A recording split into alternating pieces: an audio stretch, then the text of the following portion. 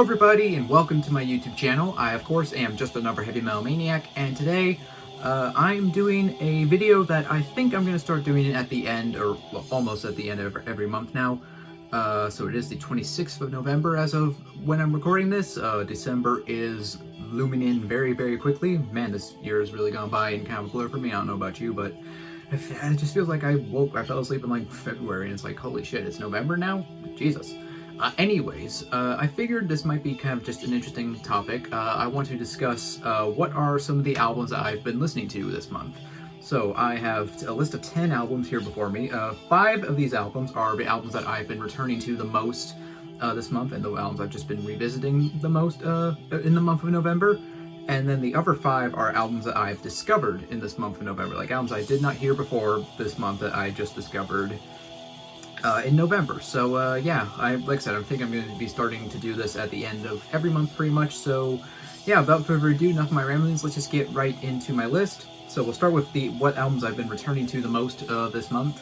So the album that I've probably listened to the most in November is Funeral with their 1995 debut album, Tragedies. I adore this album. Like, this is one of my favorite albums of all time. Honestly, the more and more I listen to it, this might even be like top 10, honestly, like, because I just adore this album. This is probably my favorite Funeral Doom album of all time. I spoke about this album briefly when I reviewed Funeral's newest album, Gospel of Bones, which, by the way, was a banger. I really, really enjoyed that new album, but Tragedies is without a doubt my favorite album by this band. Very early, like, kind of one of the foundational albums in the Funeral Doom genre, I'd argue. Like, this is right up there with Vergothen's Stream of the Heavens, Skepticism's Stormcrow Fleet.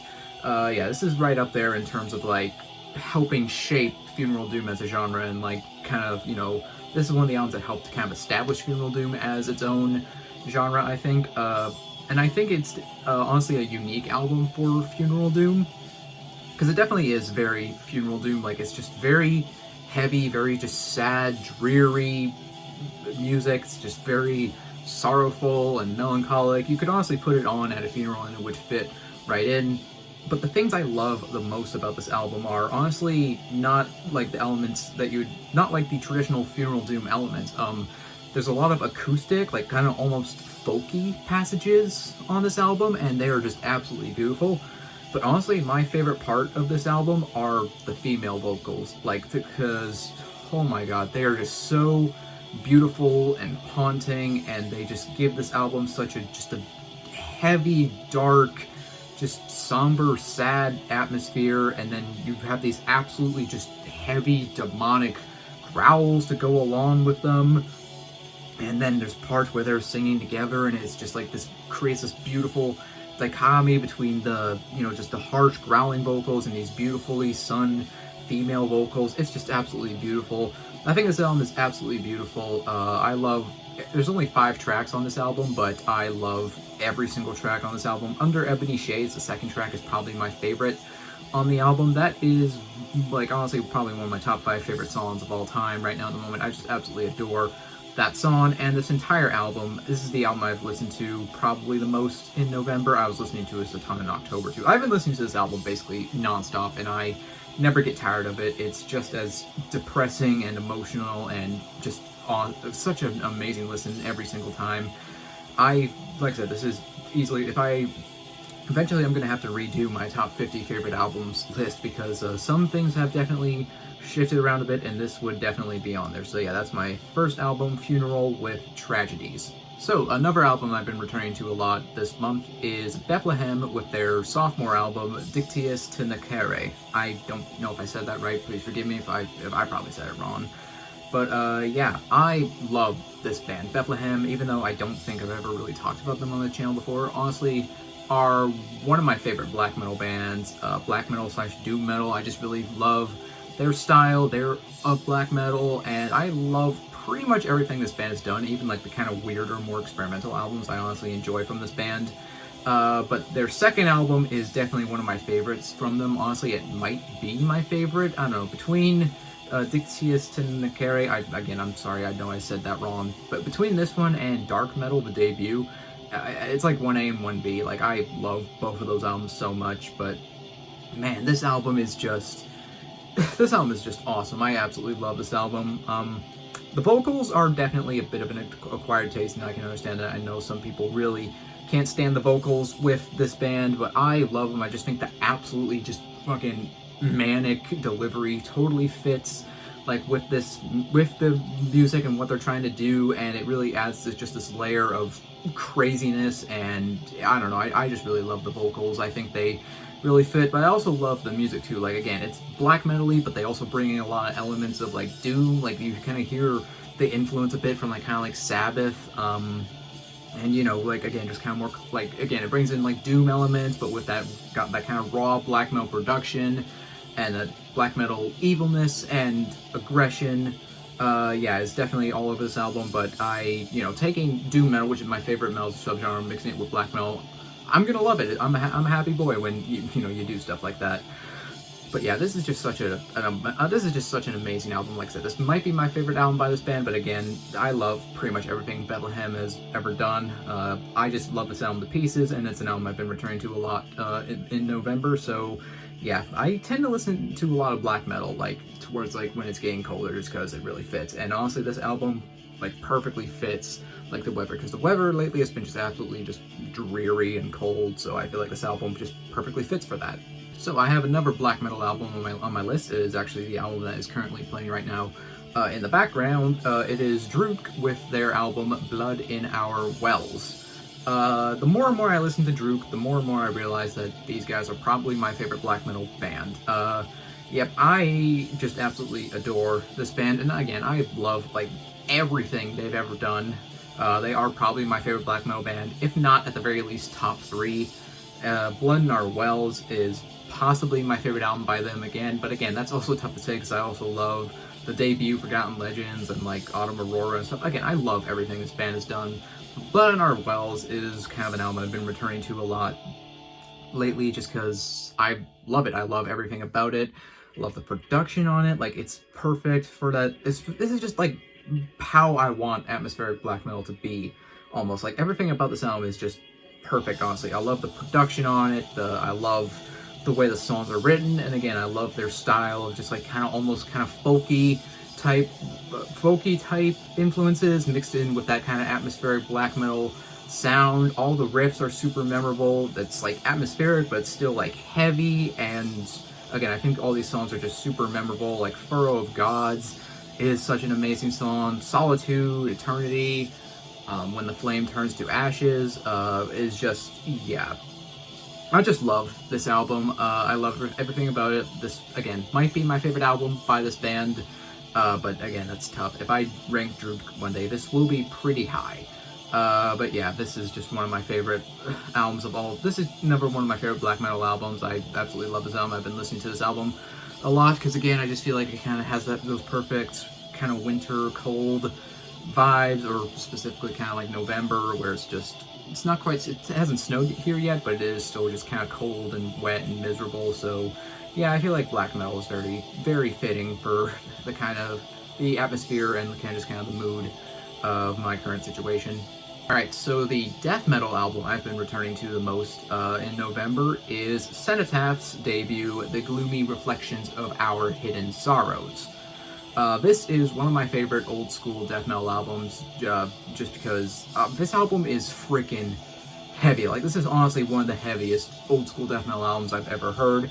The production on this album is just, it is crushingly heavy. It's just super, like, a lot of low end. It's just absolutely thick and meaty, and it is just, like, honestly, the production kind of reminds me of Onward to Golgotha in a way where it's murky, but it's just heavier than hell, and it really adds to the atmosphere rather than taking it away. This album I love just the atmosphere on this album. I love all the songs as well. Yeah, like, this is just gnarly, vicious death metal, but they also bring in kind of elements of doom, even like little hints of like kind of other elements at certain points, like, and yeah, I just think they combine all these sounds just to create one dense, awesome album. Songs like Evoked Doom, Tenebrous Apparitions, A Red Sky, Ashes in the Rain, even like just by the intro track, Requiem for a Soul Request, you are just immediately greeted by these chunky, meaty as fuck riffs, and just this, again, this album is just crushingly heavy, especially for an album that came out in 1992. Honestly, this is just, again, I think this is one of the heaviest old school death metal albums. Daniel Corchado is the vocalist on this album, the only album he did with the band, and he's just, I love his growls. He just sounds absolutely menacing on this album, and my god, yeah, I just absolutely adore this album. This is one of my favorite death metal albums of all time, and it's an album I've been listening to a lot this month, so it had to be included on my list. So the one thrash metal album I've probably been returning to the most this month, which admittedly I haven't been listening to like a ton of thrash lately. I mean, I still love thrash, but I don't find myself returning to thrash as much as I do, you know, black metal or death metal or doom metal, just because that's just the way my taste of ham evolved. But I still love thrash, obviously, and probably the one thrash album I've been listening to the most in this November is Mortal Sin's debut, Mayhemic Destruction. I just realized there's there's 3 debut albums on my list. Interesting. Yeah, anyways, Mayhemic Destruction, I really enjoy this album. Like, this album to me is pretty much Australia's answer to Ride the Lightning, the way I see it. Like, it's very, very comparable to Ride the Lightning, because it's got, you know, it's got those aggressive thrash metal tendencies, but also kind of mixed in with the more kind of traditional classic metal elements at certain spots. Like, it mixes in hints of melody and even arguably more kind of progressive flourishes at certain spots. Even the vocals, like the vocalist has a very James Hetfield-ish kind of delivery. Honestly, the main reason I return to this album is the song Lebanon, which is one of my favorite thrash metal songs of all time. Like, that song is just like this big 7-minute long, almost like kind of progressive thrash metal song, and it starts off with this awesome Middle Eastern melody, and then it just gets heavy, and it's got all these cool dynamics and riff changes, and I just really love that song Lebanon. I think all the other tracks on this album are pretty killer too. Like Women in Leather is a pretty awesome song. Liar is pretty good. I think this is definitely the best album by this band, which the follow-up to this album was A Face of Despair, if I remember correctly. It's solid, it's a good album, but it's definitely not my favorite. Mayhemic Destruction, though, this album is just badass, honestly, and again, the song Lebanon alone is enough for me to return to this album, but the rest of it is pretty killer too. Yeah, so if you've not heard this, but you're a fan of specifically Ride the Lightning by Metallica, or if you're also a fan of like Flotsam and Jetsam, Metal Church, you know, check this out. Even though most of you watching this probably already know who these guys are, check this out if you haven't. I think it's definitely worth a listen. Now, okay, so now we've gotten all the albums I've been returning to the most out of the way. Now I want to talk about 5 albums that I've discovered in this month of November, and we'll start with the newest album on my list, Hucked, with their debut, and I'm sorry, I am going to butcher this, Vinteren pa en solte tron. I'm sorry, I know I absolutely butchered that. This is the debut album from this Norwegian black metal band, released just this month, November 2024. I was made aware of this band thanks to Jamie Horsley, and he reviewed this album in one of his videos, and that piqued my curiosity, so I decided to check it out. And yeah, it's a really killer album. I honestly really enjoy it. It's just fairly kind of meat and potatoes black metal, I'd say, but done like super, super well. Like, it's just very cold, it's very atmospheric, there's like kind of folk elements that they bring into. The production on it is like honestly like perfect, honestly. Like, I honestly just really love the way this album sounds, and I love all the songs on it. And yeah, like I said, this is the debut full-length album from this band. They released I believe 1 EP prior to this album in 2023, but yeah, this is their debut. And honestly, I hope this band gets more attention, because I think they deserve it, because this album is just absolutely killer. And yeah, hopefully they release more material, and if they do, I'm looking forward to it. So another black metal album I came across when I was just listening to Spotify. I forget which artist I was listening to exactly, but this kind of just came on on autoplay, and I went out and listened to the whole album, because this band only put out 1 album. It's Servants of Sorcery from Fimble Winter. So this was a Norwegian black metal band that put out this 1 album back in 1994 and broke up not long after. This band actually featured Shagroth, who of course you guys all know from Dimmu Borgir, and it also featured a guy named Skull, who played bass for Olver on like Bergtop, my favorite black metal album of all time, and I also believe he played bass on Mountains Madrigal too. And he's currently a member of, was it Arcturus, I think? I think that's where he is currently, but I don't remember. Correct me if I'm wrong. But yeah, this album, Servants of Sorcery, is just pretty killer in my opinion. Like, this is just very raw, very ugly, you know, black metal, just very, very evil sounding, very much kind of in that vein of, like, Dark Throne, like, more, like, I think Under a Funeral Moon would be kind of a good comparison for this album. There's also kind of stuff in here that reminds me of, like, Gorgoroth maybe a little bit in some of the songs, but yeah, this is just a really killer, just kind of traditional second wave black metal album. Nothing like super, super fancy per se, but for this style of black metal, I just think this is done really well. And again, it's just very raw, very evil sounding. And it kind of sucks this band broke up after only one album, because I would be curious to see what else they would do, because again, this one album is just absolutely awesome. But yeah, that's my second album that I discovered this month of November, Fimble Winter's lone album, Servants of Sorcery. Now, another black metal album that I came across that released just last year, actually, so more of a recent one, sorry, I'm gonna butcher this name, Lord Valdgriftage. I hope I did not just absolutely butcher that, but yeah, their so far lone full-length album, Buried Under the Carved Runes. So this is a raw black metal band from Chile. I believe it might be a one-man project, but I'm not 100% sure on that. Yeah, this is very, very raw sounding black metal again from Chile, and like I said, this is their only full-length album so far, and honestly, I really, really enjoy this album. I think raw black metal can be kind of hit or miss sometimes, like especially like kind of in this style, because sometimes you get raw black metal where the production is just objectively so bad it completely ruins any possibility of enjoyment. But this, I think the production on this album it's very, very raw, like it's got basically no polish on it whatsoever, but I think it honestly really, really works, and I really, really enjoyed this album. I think all the songs were like super well written, and I think they're very memorable. And yeah, like I said, this is the only full length from this band so far. I would love to hear what else they're going to do in the future, because if they keep putting out stuff like this, I'm definitely going to listen to it and enjoy it. So yeah, Buried Under the Carved Ruins from Lord Valdgriftage. Again, I'm probably saying that wrong, and I apologize. Pretty killer album. Go check it out if you are into just raw black metal and you have not heard it. I definitely recommend it. Alright, so the next, okay, let's get away from black metal, well, kind of. This is still black metal-y, but it's not like full-on black metal like the previous three albums I mentioned. Wolfart with their album Cold Breath. So this is not the Wolfart that all of you are probably familiar with, the Finnish melodic death metal band that I believe they put out an album just fairly recently, didn't they? Like even just this year, if I remember correctly.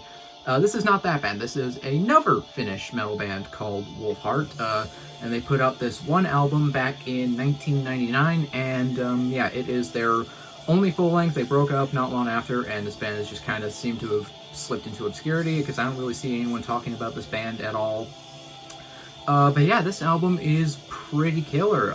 This is kind of, I would say it's kind of like Finnish melodic death metal, but it's also kind of mixed in with like kind of elements of melodic black metal too. So yeah, this, I would say it's kind of like, the melodic death metal parts kind of remind me a lot of like kind of Insomnium a little bit, or even like Kalma, but just less power metal-y than Kalma, mixed with like kind of, I would say like kind of Rotting Christ style black metal. So it's just kind of very cold, it's very kind of gloomy sounding, but it's also very melodic, and it's not like the best album I've ever heard or anything, but for what it is, I think they do this style pretty well. Yeah, so Wolfart, Cold Breath, if you're a fan of, like, again, like Insomnium, if you're just a fan of like Finnish melodic death metal mixed with like a bit of like Rotting Christ-ish energy, check this album out. I think it's definitely worth listening to. Alright, and the final album I want to talk about today is the band with probably the worst name, but I don't know, this name's kind of funny, I guess, or, well, it fits for what their style, I should say. So the final band I'm going to talk about is Jim Jones and the Kool-Aid Kids and their lone full-length album.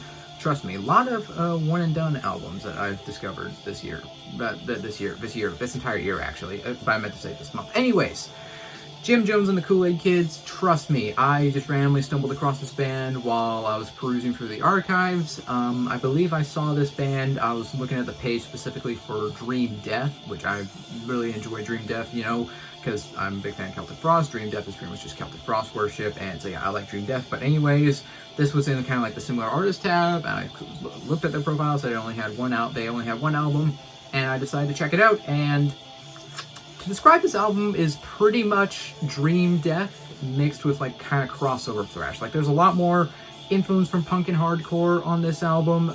There's definitely, like, I mean, the name is very kind of punky. So yeah, that's pretty much the best way I could describe it. It's like Dream Death mixed with kind of a hardcore band, or like a classic hardcore punk band. And for what it is, I think it's really good. I don't think it's as good as Dream Death, but I think this album is still honestly worth listening to. So yeah, if you're a fan of like Dream Death, if you're a fan of Celtic Frost, definitely try this album out. I think you'll probably enjoy it. I did. Yeah, it's kind of a dark crossover thrash album with kind of hints of doomy sections like you get in Dream Death, but not like as doomy. Overall, it is kind of faster, a bit more up tempo, but I think it is a pretty good album, and I would return to it. And that's another album I've discovered this month. Jim Jones and the Kool-Aid Kids with their lone full-length album, Trust Me.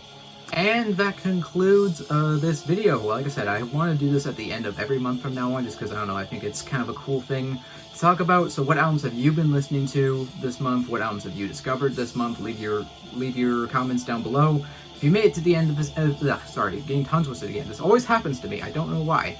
If you made it to the end of this video, you are awesome, and I appreciate you. Consider leaving a like if you enjoyed it. Again, leave a comment down below. Subscribe if you're not already, because I do have a lot more content coming your way. And, well, that about does it. I'm just another Heavy Metal Maniac. I'll see you all sometime in the future. In the meantime, I hope you take care and have a fantastic day. So long.